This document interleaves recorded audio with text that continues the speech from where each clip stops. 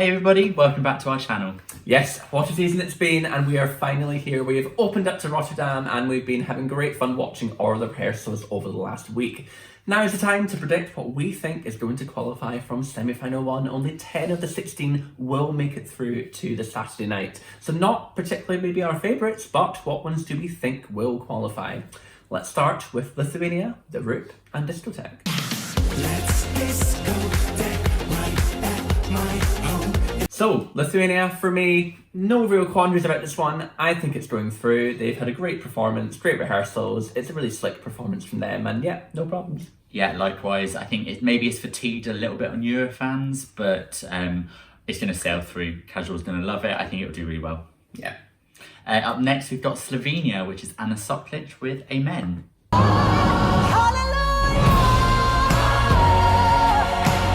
So for me, this is one of perhaps the biggest surprises of the rehearsals. I've always loved her voice, but it wasn't until I saw it on the stage that actually I was like, wow, that is one hell of a voice. I think she's going to get through. I think against all odds, a bit of a shock. I think she is going to qualify with a huge jury vote and probably not as high on the televote, but yeah, I think she's going to do it. I love Anna. I quite like the song, but it can't make it to my 10, I'm afraid. I just don't think it has enough to get through. Sorry, Slovenia. Next up we have Russia, Manizha with Russian Women.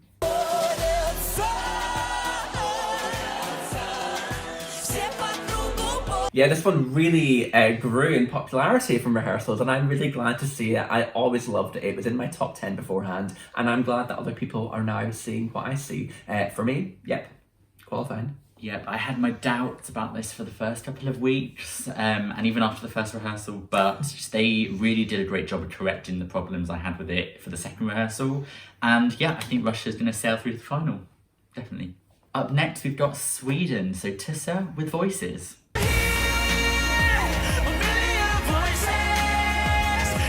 Yeah, so obviously there's been some kind of controversy about his rehearsals. Was it good enough to get through? Will it just get through because it's Sweden? I personally think it's still great. It's still a fantastic song. It won Melody Festival Ireland confidently, and I think it's going to go easy through to the final. Yeah, 12, top points from all the jurors in Melfest and the international jury, as well as the public vote, widespread appeal, and yeah, it's not going to be everyone's favourite, but it's definitely got enough to get through. Sweden will be in the final. Next up we have Australia, Montaigne with Technicolour.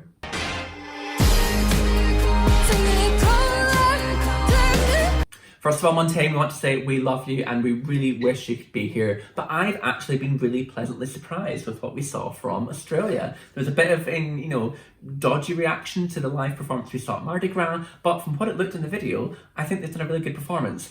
However, we can only put 10 through. I just don't know if it has the widespread appeal to get through, and I'm going to say Australia is just missing out for me. Yeah, I also was pleasantly surprised with the little kind of clip that we saw, but ultimately I just don't think, unfortunately, it's going to be enough this year, and that 100% record it's in trouble. Down the toilet. Yeah. So up next we've got North Macedonia, so last year's jury winner this year. The backing singer is now the lead singer, Vasil with Here I Stand.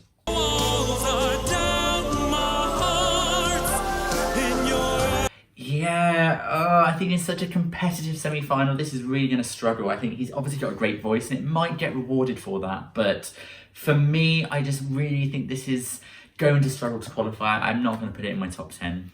Yeah, same for me. I don't think it can make the top 10, sadly. We love Vasil. He's got a great voice and it's a great musical theatre song, but I just don't think it can make it 10. Sorry, North Macedonia. Next up, we have Ireland, Lesley Roy with Maps.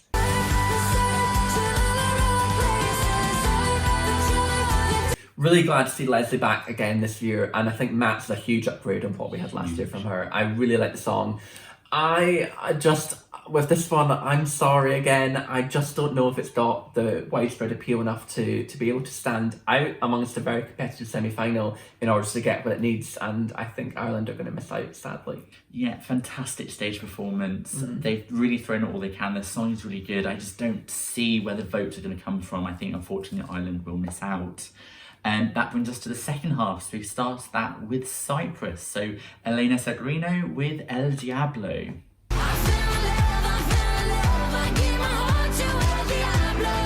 Oh, what a smoking hot performance she delivered during the rehearsals. I think it's shortened so much in the odds because it was such a revelation at how good of a vocalist and performer she actually was. It looks ready for an award show, and I think easily qualifying, 100%.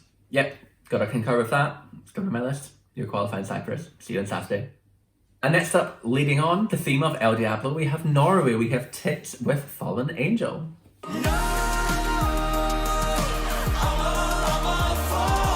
So for me, this is never a song that I've really got to like. I've never really got the love for it, but there's a lot of love out there for it. And I think it actually works quite well in the running order. He stands out as being a solo male ballad singer. And I think this is making the 10. Yeah, it's going on my list. Even though I'm not a huge fan of it, I think it's good enough. Yeah, I find it funny, so I like it a lot more than he does. But I just don't know. Again, I don't think where the vote's going to come from. I think Tix won the MGP because Norway knows of who he is, knows the story, knows everything about how Fallen Angel works. And I just don't see necessarily the wider European audience picking that up. And I just don't think it's going to get through, unfortunately.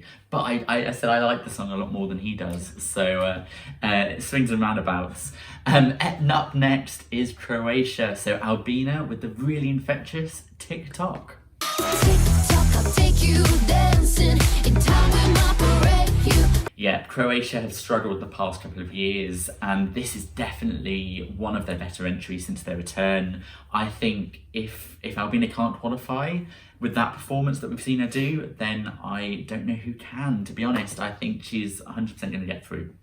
Yep, I'm also going to pop Croatia on my list here. I've been going back and forth all week through it between this and a couple of others, but I think as the week's gone on, I think that we've seen that Croatia has enough just to go over that line, and I'm putting them in my 10. So following Croatia then we have Belgium. We have Hooverphonic with The Wrong Place.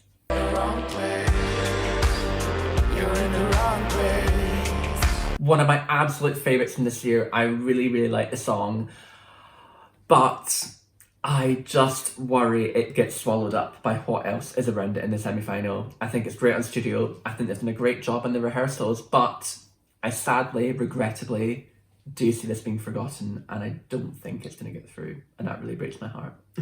Yeah, I can see the jury's going for this in a big way. It's one of the only kind of slower, more subtle songs, intimate songs that we've got in the semi-final, but I was convinced this was going to qualify up into the second rehearsal where we saw all of the songs in kind of one after the other in close proximity, and it got lost. It really didn't. I love the song as well, but unfortunately Belgium, I think it's going to miss out on this occasion. Up next we've got Israel. So Eden Aline with the wonderful Set Me Free.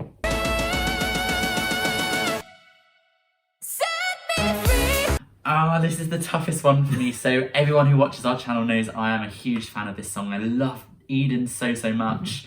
I have it in my top 10, so I do think it's going to qualify just, but I think it's very much teetering on that edge of will it not, but I'm going to put it in my top 10. I would love to put my flag up there for Eden, but I just think it's between this and Croatia, and I just think Croatia will get the nod, and sadly Israel and Eden will miss out, although I'd be really sad too. Next up we have Romania. We have Roxanne with Amnesia. Yeah, so worry if it got you, 'cause you're not alone, not alone. Yeah, Roxanne had a bit of an up and down time in rehearsals from first to second, but really coming together and tying together, I think, towards the end of the week. And yep, I think it's a really strong package, contemporary song, and I think it's definitely got enough. And I'm going to put Romania in my 10. Yeah, I really think actually her fragility, her imperfections work with the song. It's a song similar to City Lights. It's a song about that vulnerability, and I think it's going to get rewarded because of that. It's an ambitious performance, and it could get kind of killed off by the juries perhaps for the vocals, but I'm going to put it through. I think it will get through. Well done, Romania. Up next, we've got Azerbaijan. So we've got Effendi with the wonderful Matahari.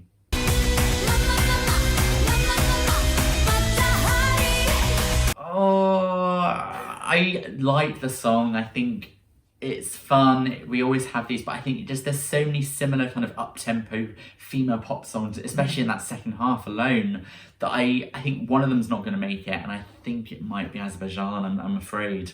Yeah, I just don't think it's going to make it. But again, it's one of those very close ones. Yeah, another one I flip-flop around with at the bottom end of my top 10 of predictions. I just have a feeling this is going to sneak through, and I'm going to pop my Azeri flag up there for Effendi. I think it's going through. So next up we have Ukraine, our penultimate song of the semi-final. It's Shum by Goe.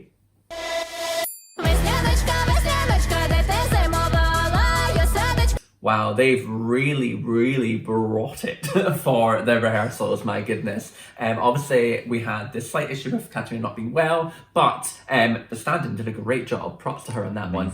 Yeah, this stands out. It's bold, it's brashy, it's impactful, it's sailing through. Go on, Ukraine. Yeah, I had a little bit of doubt when this got released as to whether or not it would break into that top 10 in such a competitive semi-final. But yeah, completely, all qualms gone now. It looks incredible, it sounds fantastic.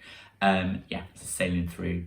Which does take us, we've both got one spot left, so I wonder what our 10th qualifier is. But last up is Malta. So previous Junior Eurovision winner, Destiny, with Je me casse.